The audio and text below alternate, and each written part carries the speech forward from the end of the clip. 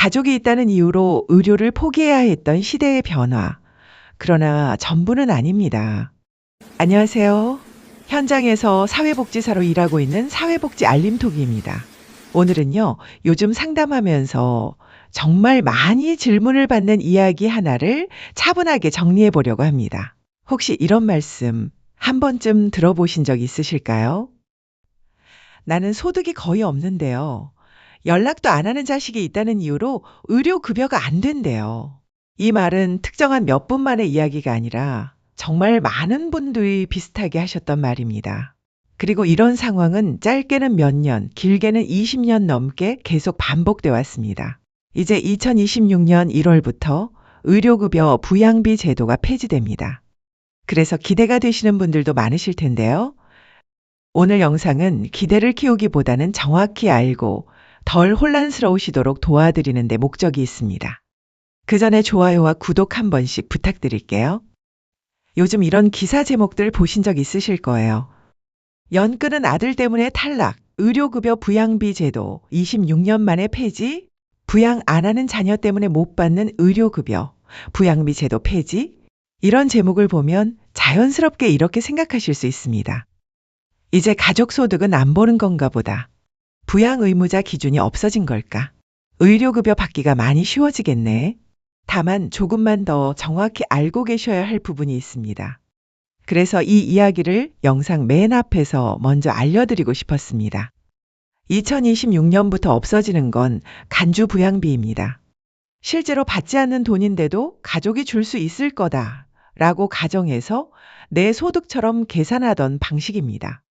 이 부분은 2026년부터 더 이상 적용하지 않습니다.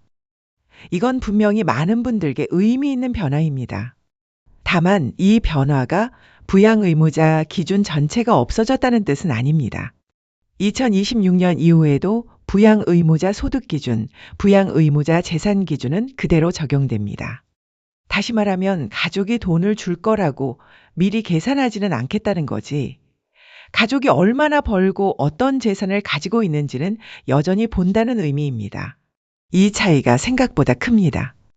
그래서 실제로는 이렇게 달라집니다. 조금 정리해서 말씀드리면요. 부양 의무자 소득이 기준보다 낮은 경우, 예전에 간주 부양비 때문에 의료급여가 안 됐던 분들은 2026년 이후 다시 가능성이 생길 수 있습니다. 반대로 부양 의무자 소득이나 재산이 기준을 넘는 경우, 부양비가 없어져도 의료급여는 여전히 어렵습니다. 그래서 이 제도 변화는요, 기대보다 먼저 이해가 필요한 변화입니다. 여기서 한 번만 아주 간단하게 정리해 볼게요. 의료급여에서 없어지는 건 간주 부양비입니다. 부양 의무자 소득 기준과 재산 기준은 그대로입니다. 기준을 넘으면 2026년 이후에도 의료급여는 어렵습니다. 이제 의료급여 제도 자체를 잠깐만 짚고 가겠습니다. 의료급여는 중위소득 40% 이하의 저소득층에게 병원비 부담을 거의 전부 또는 대부분 지원해주는 제도입니다. 쉽게 말하면요, 아파도 돈 걱정 때문에 병원을 못 가는 일은 없게 하자 이 마음에서 시작된 제도입니다. 그런데 그동안은 아픈 사람보다는 가족이 있는지를 먼저 보는 구조였고 그 중심에 부양비 제도가 있었습니다. 부양비 제도는 2000년 국민기초생활보장제도가 처음 만들어질 때 함께 도입됐습니다. 생각의 출발은 이런 것이었습니다. 가족이 도와줄 수 있다면 국가는 조금 뒤로 물러나도 되지 않을까? 그래서 자녀나 배우자 같은 부양 의무자가 있으면 실제로 돈을 주지 않아도 줄 수 있다고 가정해서 그 금액을 수급자의 소득처럼 계산했습니다. 이걸 간주 부양비라고 불렀습니다. 문제는 이 돈이 실제로 존재하지 않는다는 점이었습니다. 이 제도로 가장 어려움을 겪으신 분들은 이런 분들이었습니다. 혼자 사시는 어르신, 중증장애인, 시설에서 나와 지역사회에서 사는 분들, 가족과 사실상 연락이 끊긴 일인 가구 등. 예를 하나 들어볼게요. 70대 어르신이 계셨습니다. 기초연금 말고는 소득이 거의 없으셨고 몸이 자주 아파 병원을 다니셔야 했습니다. 그런데 20년 넘게 연락이 끊긴 자녀가 직장을 다닌다는 이유만으로 부양 가능 판정을 받았습니다. 결과는 의료급여 대상이 아닙니다였습니다. 실제 생활에서는 돈도 받지 못하고 병원에 같이 가줄 사람도 없었지만 서류상 가족이 있다는 이유로 의료 지원은 막혀버린 겁니다. 이 문제는 오래전부터 계속 지적돼 왔습니다.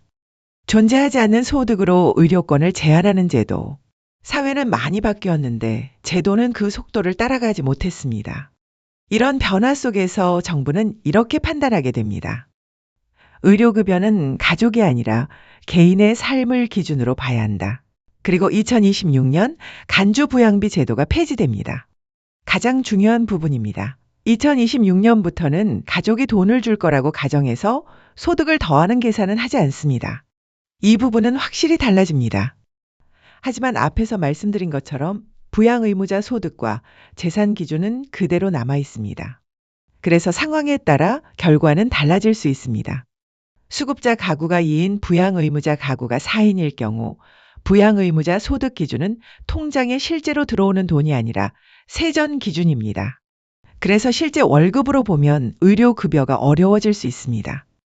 꼭 부양 의무자 중위소득표를 확인하시고 세전 기준이라는 걸 확인하셔야 합니다. 이 부분을 모르고 부양비 없어진다던데요? 라고 오시는 분들이 정말 많습니다. 2026년 의료급여 부양비 제도 폐지는 분명히 의미 있는 변화입니다. 하지만 모든 분들의 상황이 한 번에 해결되는 건 아닙니다. 그래서 더더욱 정확한 정보가 필요합니다. 오늘 영상이 괜한 기대 때문에 실망하는 일, 아예 포기해버리는 일을 조금이라도 줄이는 데 도움이 되었으면 합니다. 앞으로도 현장에서 실제로 적용되는 기준을 사회복지사의 시선으로 차분하게 설명드리는 사회복지사 알림톡이 되겠습니다.